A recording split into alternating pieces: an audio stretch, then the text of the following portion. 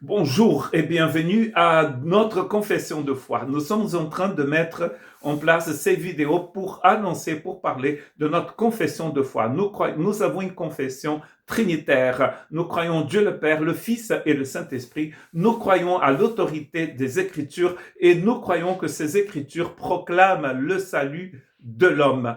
Et ce salut, donc, est bien décrit par Paul dans Romains chapitre 3, 23 et 24. Car tous ont péché et sont privés de la gloire de Dieu. Et ils sont gratuitement justifiés par sa grâce, par le moyen de la rédemption qui est en Jésus-Christ.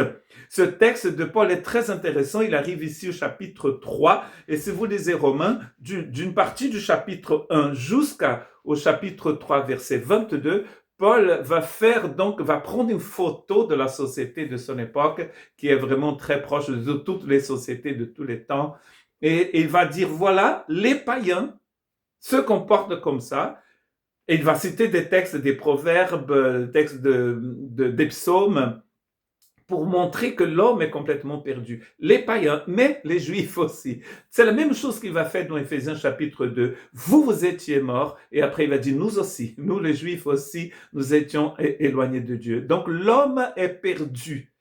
Donc ce que Paul fait dans Romains 1 à 3, milieu du chapitre 3, il va dire l'homme est éloigné de Dieu. Et on le voit, on le constate.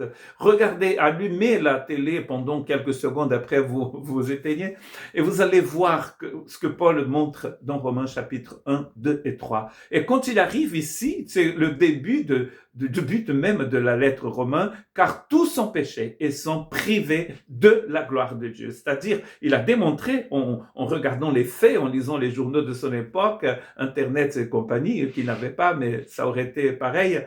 En allumant la télé, il a constaté ce qu'on voit, en fait, dans l'histoire de l'homme. Et ici, il dit donc, du coup, il dit, tous ont péché et sont éloignés de Dieu. Le mot péché, ici, vient le verbe pécher, commettre un péché, vient d'un verbe qui veut dire rater la cible.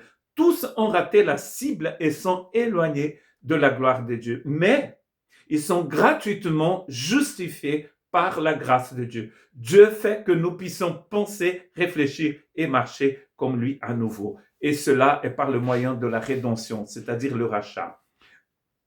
La rédemption ici, c'est un concept de l'époque de Paul qui peut être aussi appliqué aujourd'hui, où quand un esclave, quand une personne, une famille était vendue en esclavage, souvent parce qu'ils avaient, si c'est pas un butin de guerre, c'est parce qu'ils avaient une dette, il fallait payer cette dette. C'est cela la rédemption. Quand on paye la dette, on libère ces personnes de l'esclavage. Éphésiens chapitre 2, versets 8 et 9, car c'est par grâce que vous êtes sauvés. Car par le moyen de la foi, et cela ne vient pas de vous, c'est le don de Dieu. Ce n'est point par les œuvres afin que personne ne se glorifie, justement. Donc c'est un acte de grâce. Nous croyons au salut de l'homme. Et ce salut, c'est un cadeau que Dieu nous donne par grâce. Nous devons tout simplement l'accepter. Comme dans le message de Pierre, dans Actes chapitre 2, le jour de la Pentecôte, les gens vont poser cette question à Pierre, que devons-nous faire ? Et Pierre dit, faites un demi-tour, repentez-vous. Vous avez entendu ce que Jésus a fait en mourant, en ressuscitant à Jérusalem, dit Pierre, et maintenant, faites un demi-tour. Donc, quand j'étais gamin au Brésil, dans mon pays d'origine, souvent dans certaines églises, on dit que ceux qui veulent suivre le Christ lèvent leurs mains.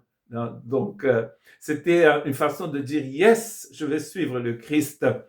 Voulez-vous suivre le Christ aujourd'hui? Et si vous êtes déjà en Christ, comprenez que vous êtes sauvés par grâce. Que Dieu vous bénisse.